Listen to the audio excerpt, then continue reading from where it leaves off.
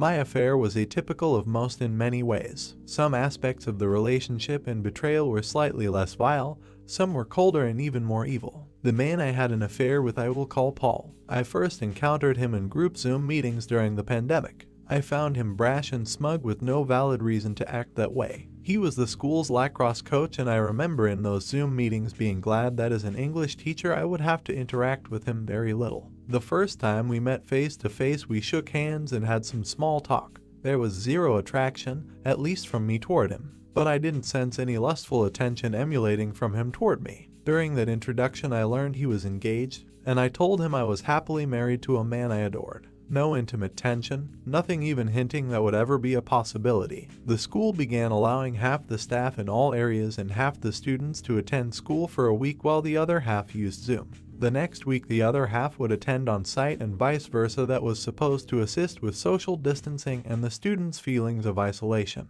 He had written out some toasts and jokes for his upcoming wedding and wanted me to edit what he'd written. I was used to being sent writing to edit, so that was nothing I felt important enough to tell William. Coupled with the fact it all pertained to Paul's wedding and I saw no reason to give my husband a boring detail about that day. The email contained a toast to his parents as well as to the parents of the bride. I took what he'd said and added a few phrases to pull at the heartstrings of all who attended. The jokes directed at his brother, the best man, were absolutely hilarious but a little vulgar for my liking at a wedding. I said as much when I sent back his edited speeches. He laughed and said I just don't know his family and that ball busting was a family tradition. That email exchange began several months of corresponding back and forth, but as difficult as it may believe, not until the very end did anything become inappropriate. Not once did anything become flirtatious or intimate.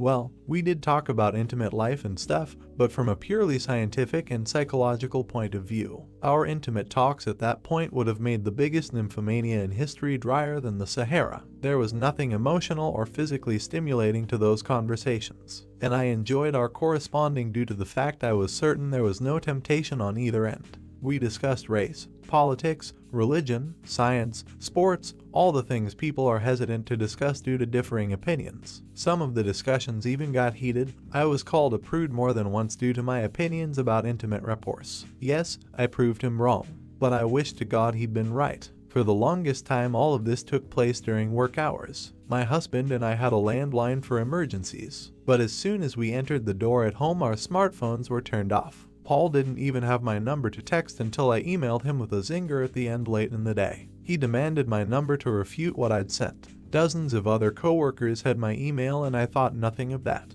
I seriously don't think Paul had any interest in pursuing me either, as at the time he was smitten with his fiancée. But about a month before their big day Paul found out his girlfriend had been carrying on an affair with her high school boyfriend for over a year. He was in shock and deeply hurt by the whole situation. I unwittingly became his person to vent to. I don't know where in our string of conversations that things crossed a line, but I began to feel truly sorry for Paul. I truly despised his fiancée for what she'd done, and I saw nothing wrong with that. But after a particularly rough night for him, he came to school looking frazzled and I could tell he'd been crying. I gave him a hug and talked to him a bit. He asked if I could stay after school to talk. Since I had a couple hours after work each day before William got home, I agreed. In hindsight, I realize now what drew me into my conversations with Paul was a different opinion. William and I had discussed most any topic two people could discuss. I knew before his reply what William would say when I asked him a question the vast majority of the time. I guess I wanted a surprise when I talked or verbal conflict.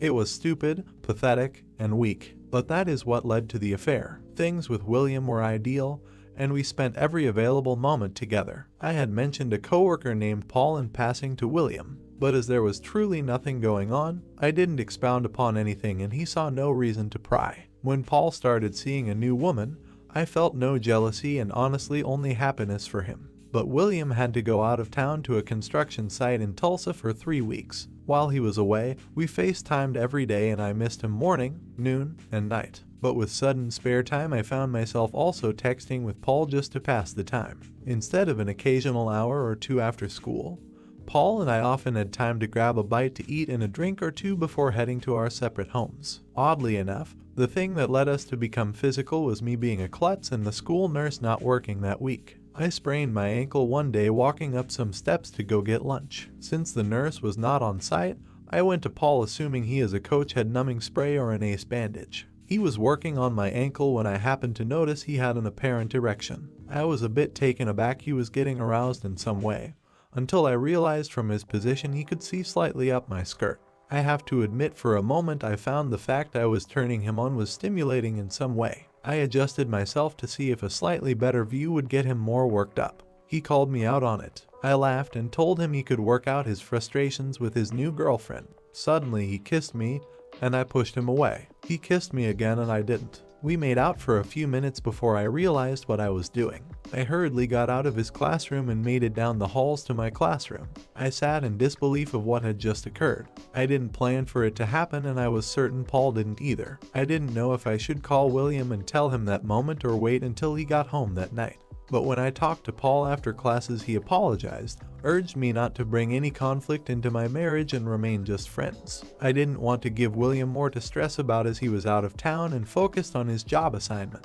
After talking with William that night about how things were going in Tulsa, I decided to wait and tell him when he got home. His company was having some issues with the client having the manpower to keep the project running smoothly. There were things William could not get done due to the delays, which meant he had to spend 2 extra weeks in Tulsa. Paul was there for me to discuss what had happened between us. I couldn't tell any of my women friends. I couldn't rely on any family members as they all rightfully loved William to pieces. I guess random strangers on a site like this would have been the best option had I known about it.